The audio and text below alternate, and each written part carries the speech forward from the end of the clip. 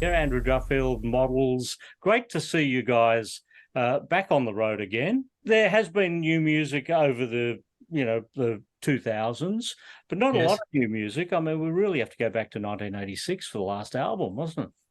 Yeah, that's right. And but we have been doing some stuff, and we're just about to put out a discovered old track of ours. So this is the last recording that Sean, James, Barton and I did together in about 93, 94. It's a song called Dead Elvis that Sean wrote. And we've uncovered it, and we're going to, in order to get people to come to the gigs, we're going to, put it up online as a bit of a freebie, I think.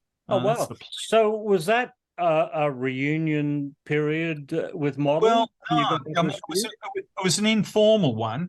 We did it at Metropolis, the classic studio in South Melbourne, and where I moved into doing commercials and so on after the Models, and in fact, for a short period of time, James Freud was working for Les Gock's company. Remember Les from from Hush, and he was doing some commercials as well, and I don't know, but we all got together in about 92, 93, and just did a few recordings, and I turned one up the other day, and so we thought, let's put it up online and see what people think. But no, those reunion shows didn't start to happen until about 2000 or somewhere around there, I think. Yeah, because it's a fascinating history when we look at it, and it sort of divides into two parts. And you were in the early part of it, weren't you? And if we go back to when Models started, 1980, that first Alpha Charlie Bravo. No, hang on, I've got the letters all mixed up, haven't I? Alpha A B C D Alpha. You know the one. A B C D E F G. Strike Golf. I've got Starts with Alpha, ends in Golf. That's it. Yeah. 43 years ago, you would have been around 20 back then. We probably had twice the period from then to now than when that was released to when you were born. Yeah, well, that's true. It's one way of looking at it. Yes, I joined the band in 79, so I was a latecomer.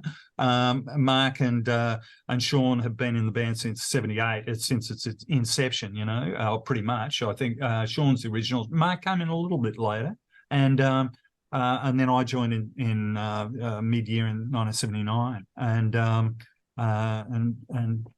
so it is an extraordinary amount of water under the bridge.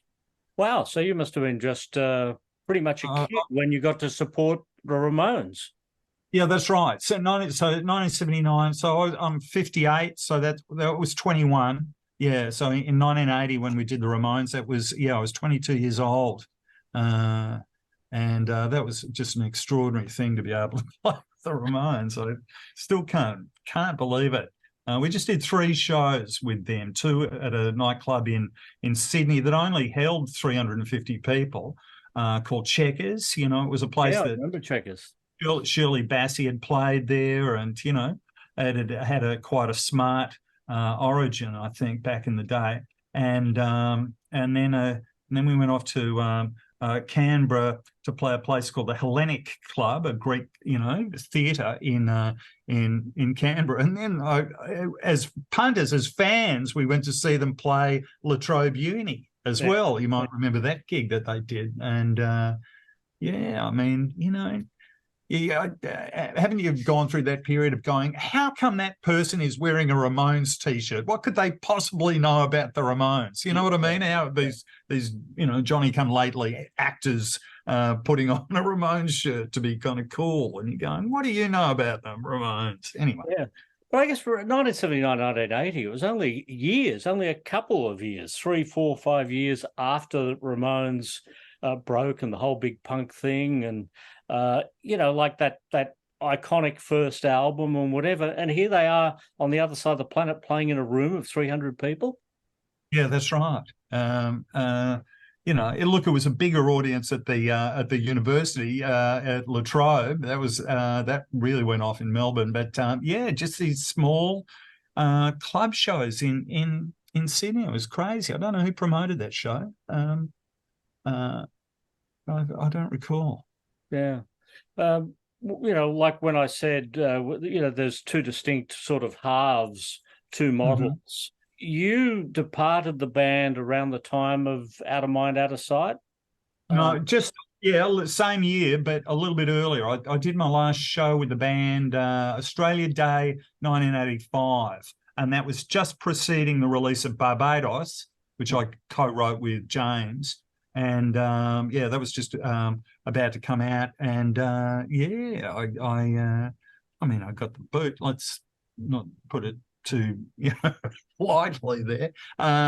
They wanted to go in a different direction. I was about to get married. I was about to we were going to have a baby, my wife and I, and my wife to be and I, and look, they wanted to relocate to Sydney, and it just wasn't feasible and stuff. So and it was just about to enter that very James Freud sort of phase of the band. Him being there's still a part of the Models audience that came on board, obviously, at that point when the band had all that success with Barbados, and then Out of Mind, Out of Sight, and Hold On, and some of the other hits, and they're kind of almost not familiar with any of that earlier stuff. So we have these different fan groups, if you like. You know what I mean? There are the punters that are not really interested in that whole Barbados period at all, and it's been really vexing as a band to try and balance all of those things, give a bit of each to everybody. There's still a really heavy concentration on that earlier period, the Alpha Bravo, Cut Lunch, Local and/or General. And then, the one that, we spent a lot of money on, the Pleasure of Your Company album. That was kind of my last one. We did what did we do after that? We did the singles, Big on Love. And then we produced Barbados, and then I left the band. Because there was some remarkable music that was coming out of that time, at a time when we had radio. That was in my Eon FM days. Yeah, right. Local and/or General came along, and it was all over a radio station like Eon FM. You could not imagine a commercial radio station in Australia playing a song like that today. No, no, you could not. And look, it's we're still very proud of that record, and a lot of those. We perform Local and/or General live, and still, and it's a real battle for Sean to get be doing all his guitar work and the vocals at the same time. It's a very trippy record, but with a very catchy chorus, if you know what I mean. It has these. It's very atmospheric on the one hand, with a very pop chorus in it. And anyway, so it's always a challenge to perform live, but it's one of the favourites. A song like I Hear Motion was sort of the hybrid song, wasn't it, from that era, that initial era of Models, to that, let's call it the pop era, when the top 40 hits started to happen.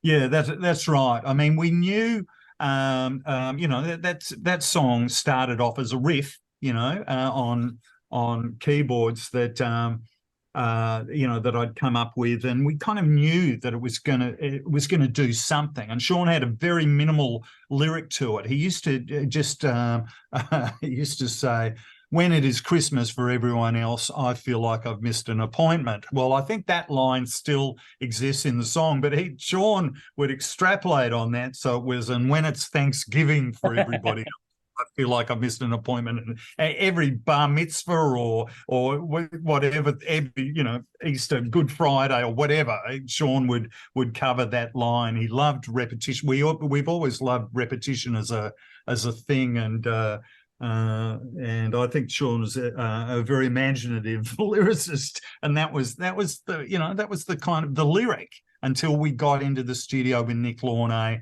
and fleshed it all out, And that song in particular was very much about that cut up style of lyrics, what's his name? Who am I thinking of? William Burroughs, the naked lunch, the idea of, you grab. Oh, Bowie was doing it. That's right. In his Heroes kind of phase, you cut and paste, odd bits of lyrics and stuff together into a song. Yeah. Songs like Atlantic Romantic off the Cut Lunch 1981, the EP. Pate Pedestrian, is that pronounced correctly? From Alpha Bravo 1980.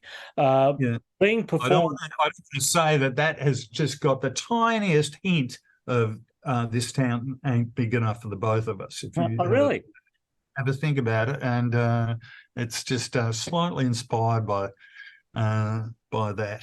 Yeah, but songs being performed now in your late 50s, these songs when you're in your 20s, from 41, 42, 43 years ago, it must have been at a time when you were originally performing these. You could never envisage playing these songs 40 years plus down the track.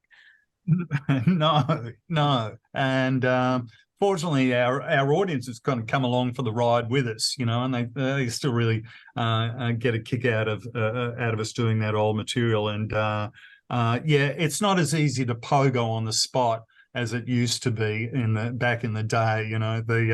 As a keyboard player, I can't move terribly much, so it was just about jumping up and down on the at the keyboard whilst playing at the same time. I think with a cigarette in one hand and a can of VB in the other. If some of those synthesizers that I would play on those songs, you'd just be playing one note at a time, so you did have a hand free if you needed to, a top up. Those pub rock days were really something, weren't they? Back in the absolutely. What's the history with the track? You Know What I Like About That Guy? Nothing. That's one of your songs. Yeah, that's one of my songs, and I kind of owe a bit to James Freud with that song, in that James was a bit of a practical joker and things, and we had this line that we would use in the band, and we would say, you know what I like about this hotel room, as you'd arrive in the latest hotel room for the night, and you'd say nothing, and the other person would respond with either yes, nothing, or not a lot. And it was kind of one of those optional things, and you could never get it right. If you said nothing, the person would say not a lot. If you said not a lot, they would respond with nothing.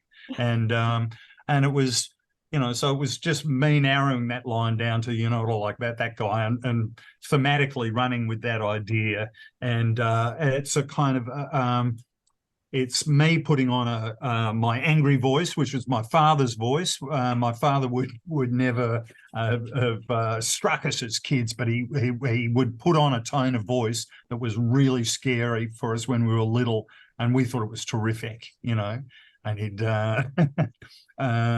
and so I kind of it's meant to be a song that you can exercise anger. I don't know, with a sense of humor, or have fun with it.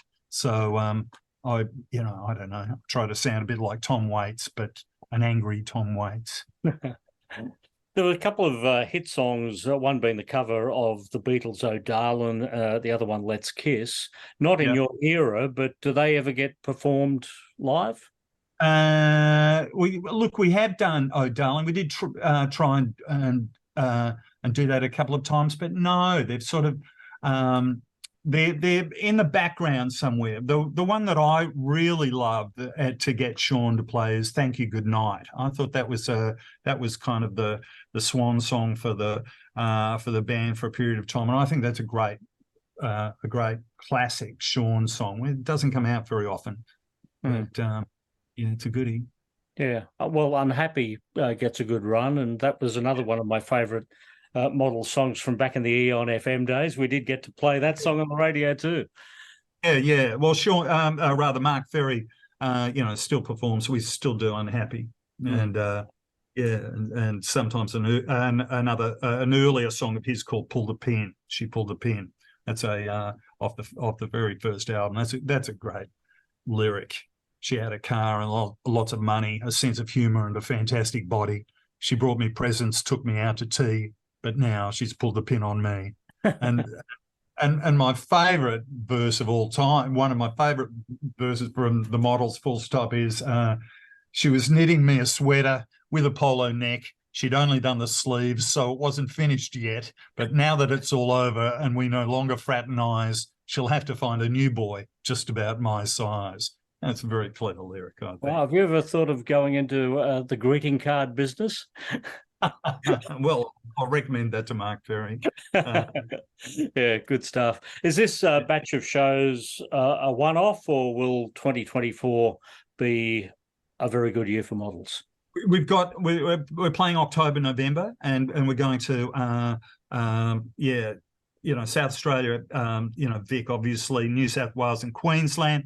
In next year we're going to Perth because we've blown out some shows with COVID, and we've still got the credits on our plane flights, so we've got to use up. So we've got to go back to Perth, and we'll do some other shows in Melbourne, down at Archie's Creek, and oh my goodness, it's another show in country Victoria that I just is gone from my mind at the moment. Oh, look, the beauty of the pre-recorded interview, we can scroll it down here. Excellent, wonderful, fantastic, and I'll find out for you. So it's good. It's great fun playing again. I was concerned last Friday night. We started in Belgrave at Suki Lounge, and it was terrific. And we were all a bit exhausted the following day, but we're back on the horse, so to speak. Good to see, good to hear, and great to see the band back out there again. Andrew, thanks for joining us here at noise11.com. Thank you very much, Paul.